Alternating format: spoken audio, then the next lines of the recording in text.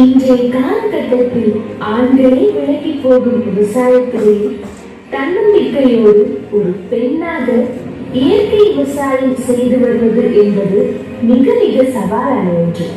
அப்படிப்பட்ட சவாலை ஏற்றுக்கொண்டு இயற்கையை காக்க வேண்டும் என்றால் இயற்கை விவசாயமும் முக்கியமான ஒன்று. அப்படி மண்ணையும் மண் வளத்தையும் காப்பதற்காகவே தன்னுடைய ஆசிரியர் பணியை விடுத்து இயற்கை விவசாயத்தை செய்து கொண்டிருக்கும் இயற்கை விவசாயி தான் திருமதி காயத்ரி அவர்கள். ஆர்கானிக் ஃபார்ம்ஸ் அண்ட் ப்ராடக்ட்ஸ் என்ற நிறுவனத்தையும் நடத்தி வரும் இவர் இயற்கை விவசாயம் குறித்தும் பாரம்பரிய நெல் வகைகள் மற்றும் பாரம்பரிய அரிசிகளின் நன்மைகள் குறித்தும் நிறைய விழிப்புணர்வுகளை ஏற்படுத்தியுள்ளார். அத்துடன் இயற்கை விவசாயம் செய்வது மட்டுமல்லாமல் இயற்கை விவசாயத்தை பற்றி விழிப்புணர்வுகளையும் அதனை செய்வதற்கான வழிமுறைகளையும் பலருக்கும் பயிற்சி வகுப்புகளையும் நடத்தி வருகிறார். அது மட்டுமல்லாமல் தமிழ்நாடு முழுவதும் சுமார் 50க்கும் மேற்பட்ட பெண் தொழில் முனைவோரை உருவாக்கியது இவருடைய பங்கு ஆற்பரியது. அதிக அளவு பெண் தொழில் முனைவோரை ஊக்கப்படுத்தியதற்காக நெற்சேராமன் விருது மற்றும் சிறந்த மகளிர் தொழில் முனைவோர் விருது, இளங்குளத்தி விருது, சாதனையாளர் விருது, நம்மாழ்வார் விருது போன்ற பல விருதுகளையும் பெற்றிருக்கும் இவர் மரபு வழி பதார்த்தங்கள் என்ற நூலையும் எழுதியிருக்கிறார். விவசாயத்தை தன் பணியாக ஏற்று சிறப்பாக செயல்பட்டு வரும் இவருக்கு பசுமை பெண்மணி விருது வழங்குவது பெருமை கொள்கிறது. அரசு சமூக வானொலி பண்பலை 90.4.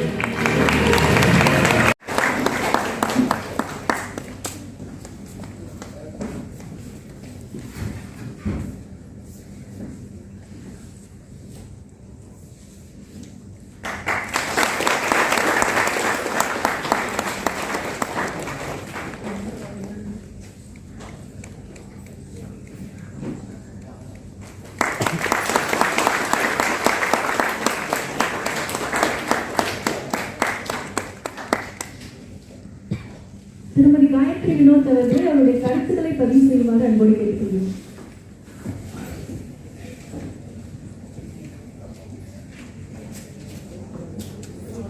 பங்கேற்கும் அனைவருக்கும் எனது இனிய காலை வணக்கத்தை தெரிவித்துக் கொள்கிறேன். அரசு எஃப்எம் 90.4 அவங்க இந்த வருஷம் 6வது வருடத்தை நோக்கி போகிறாங்க. அவங்களுக்கு எங்களோட வாழ்த்துக்களை தெரிவிச்சுக்கிறேன்.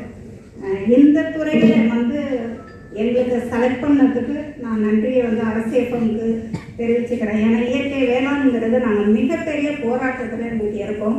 இந்த போராட்டத்துக்கு இங்கே ஒரு அங்கீகாரம் அரசு எஃப்எம் கொடுத்துருக்கு. அப்படிங்கிறதுனால எங்கள் இயற்கை வேளாண் நம்மாழ்வார் மற்றும் ஜெயராமன் அவங்க வழியில் நான் அரசு எஃப்எம்க்கு நன்றியை தெரிவித்துக் கொள்கிறேன். அப்படிங்கிறது எனக்கு மிகப்பெரிய சவாலாக இருக்குது. அந்த உணவை ஆரோக்கியமாக இயற்கை முறையில் கொடுக்கணும் அப்படின்னு நாங்கள் போராடிக்கிட்டு இருக்கோம். லாஸ்ட் டைம் மாஸ் காலேஜில் கூட நாங்கள் ஃபங்க்ஷன் பண்ணோம், சோழமண்டல இயற்கை வேளாண் திருவிழா அப்படின்னு. அந்த உறுப்பினரை சேர்ந்தவங்க பொருளாளர் செயலாளர்கள் அந்த விழாவுக்கு வந்திருக்காங்க. அவங்களையும் வருக என வரவேற்கிறேன். மேலும் எங்களுக்கு இந்த இயற்கை வேளாணுக்கு தொடர்ந்து உங்கள் மக்களிடத்திலிருந்து தொடர்ந்து ஆதரவு தரணும் அப்படின்னு நான் வேண்டி கேட்கிறேன். நன்றி. எனக்கு விருது கொடுத்த அரசு எஃப்எம் மற்றும் அரசு இன்ஜினியரிங் காலேஜ் சேர்ந்த அனைத்து ஆசிரியர் பெருமக்கள் மற்றும் மாணவர்களுக்கு எனது நன்றியை உரிதாக்கிறேன். நன்றி.